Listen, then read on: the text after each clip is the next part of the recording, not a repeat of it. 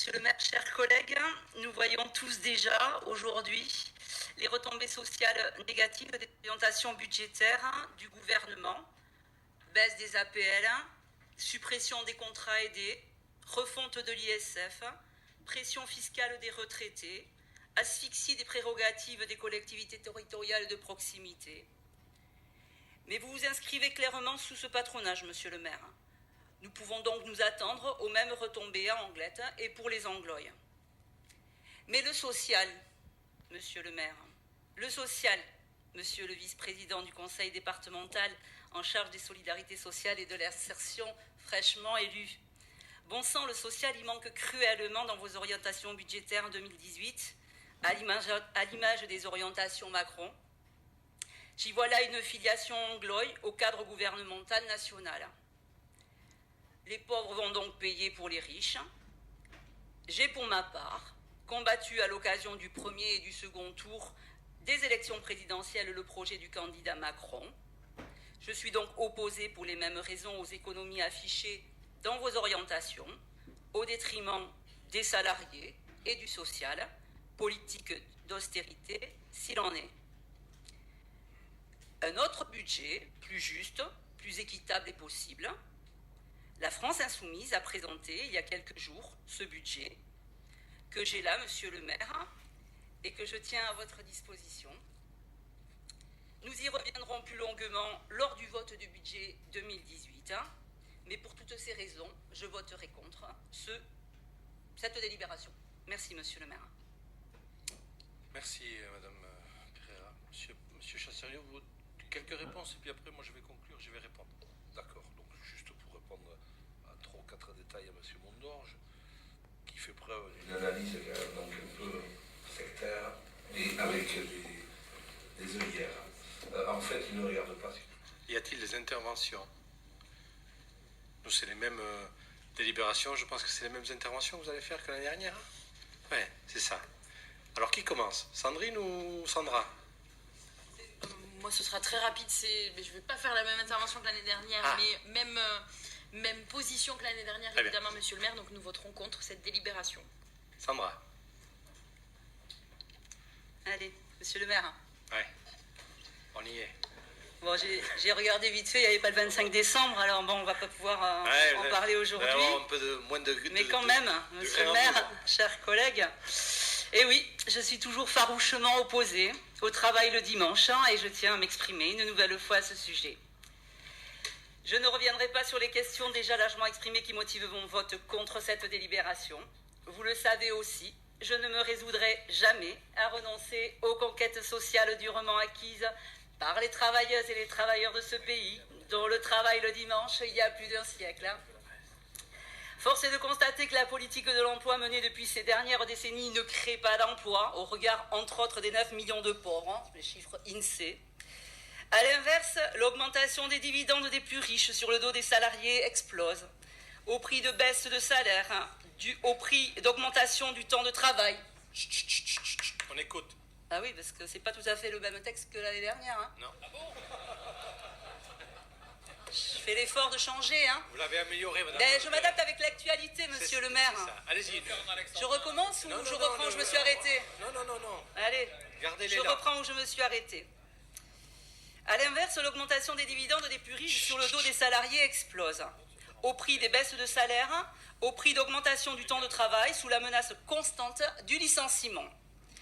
En réalité, nous sommes toujours en présence d'une même politique, produisant les mêmes effets. Des conditions de travail qui se dégradent massivement, tant dans le secteur privé que dans le secteur public. Des salariés qui souffrent, des maladies, des burn-out, des suicides qui se multiplient dans les entreprises. Monsieur le maire, chers collègues, vous me permettrez de revenir un instant sur la loi travail XXL, la loi Macron, ou plus précisément la loi Patron, qui, je le rappelle, est rejetée par 65% de la population.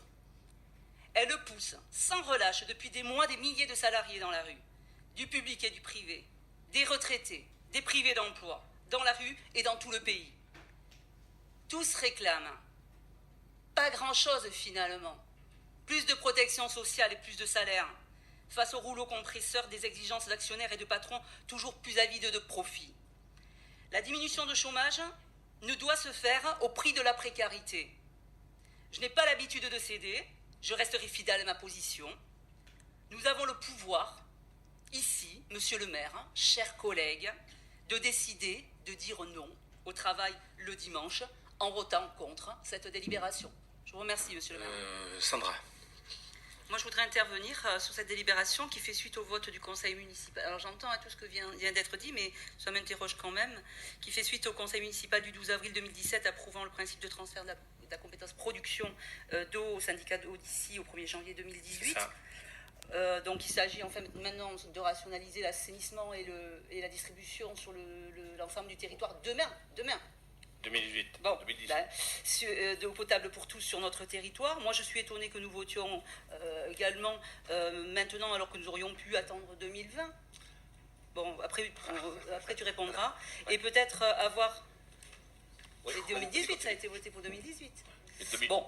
C'était prévu pour 2020, mais on l'a avancé à 2018. Voilà, donc je m'interroge. Ça complique un petit peu. Voilà. Mais donc c'est pour ça que je suis étonnée. Je vais finir ma délibération. Oui, mon intervention.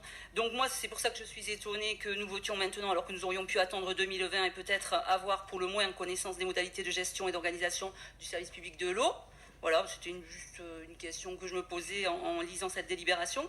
Donc pour moi, il s'agit aujourd'hui, de mon point de vue, de veiller dans le cadre de ce transfert de compétences vers la CAPB.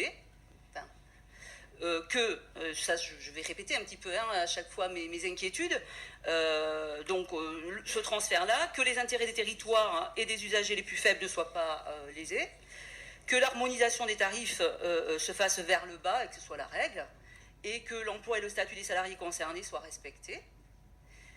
Voilà, enfin, monsieur le maire, moi je souhaitais savoir... Qu'est-ce que je viens de dire? Que tu souhaitais savoir. Vous ne m'avez pas écouté, donc je vais reprendre. Il s'agit donc aujourd'hui, de mon point de vue, de veiller dans le cadre de ce transfert de compétences vers la CAPB, que 1. Les intérêts des territoires et usagers les plus faibles ne soient pas lésés, 2. Que l'harmonisation des tarifs vers le bas soit la règle, 3. Que l'emploi et le statut des salariés concernés, je vous fais sourire, oui. Que l'emploi et le statut des salariés soient respectés. Et je vous demande, monsieur le maire, est-ce que je souhaiterais savoir donc si les élus municipaux, Anglois que nous sommes, seront tenus informés des modalités d'application de ce transfert d'ici là. On me dit non déjà, d'ici l'aube de 2020. Voilà. Et pour ma part, je m'abstiendrai sur le vote. 2 minutes, Patrick. Oui. Allez. Alors, vite fait, parce que bon, c'est une délibération qui est intervenue au sein de l'AGLO. Donc, Sandra, tu ne fais pas partie de l'AGLO, donc tu n'as pas été effectivement informé là-dessus. La prise de compétence donc, devait intervenir en 2020. En fait, ils l'ont avancé pour des raisons donc, administratives de la loi NOTRe, des compétences optionnelles qui deviennent obligatoires. Il y avait 7 compétences, je l'ai rappelé tout à l'heure un petit peu dans le débat d'orientation budgétaire, il y avait 7 compétences optionnelles, ils devaient en prendre 3 à partir du 1er janvier 2018. Et les 4 autres donc interviendront en 2019 et 2020. Mais de toute façon, ça devait être pris en 2020. Le but du jeu, et donc que nous avions rappelé en commission des finances à propos de cette délibération et du budget annexe eau potable, était que, bien effectivement, on puisse aller jusqu'en 2020. Ce que l'agglomération n'a pas voulu, puisqu'on a été battu au vote quand même. Donc ça fait que cette prise de compétence nous oblige effectivement à faire certaines gymnastiques comme celle-là. Quant à la réponse à ton questionnement sur le prix de l'eau, donc bien sûr il va être unifié avec, mais on ne sait pas comment, avec un lissage sur tout le département. Alors, surtout le département, sur toute la communauté d'agglomération Pays Basque, ça va être très très compliqué. Nous veillerons tant bien que mal à soutenir quand même donc l'intégrité quand même de notre production eau, de notre eau potable et du prix. Mais comme je l'ai expliqué tout à l'heure, il y a une commission eau qui siège, il y a 47 membres, nous ne sommes que 3 à cette commission. Donc ça va être quand même très très difficile et on remet en cause donc là dans le discours que j'ai et que certainement tu as tenu un petit peu sur la complexité de la mise en place de cette communauté d'agglomération XXL. Oui. Donc en fait, vous ne me rassurez absolument pas sur les 3 questionnements que j'ai s'agissant de... Non, parce qu'on ne peut pas. Je ne suis pas rassuré moi-même. Voilà. Hein, mais est-ce que les élus anglois que nous sommes, nous pourrons être informés au fil de l'eau de ce qui va se passer pour pouvoir aussi peut-être réagir au fil de l'eau. Pour pouvoir réagir. Au fil de l'eau, au fur et à mesure que... Non, on va pouvoir réagir. On est en capacité parfois de sortir pour d'autres raisons, voire de manifester pour certains élus, pour d'autres causes. Ce serait une jolie cause que de défendre l'eau pour tous, sur tout le territoire, avec un prix qui soit lissé vers le bas. Il sera plutôt lissé vers le haut. Hein. Il y avait un article très bien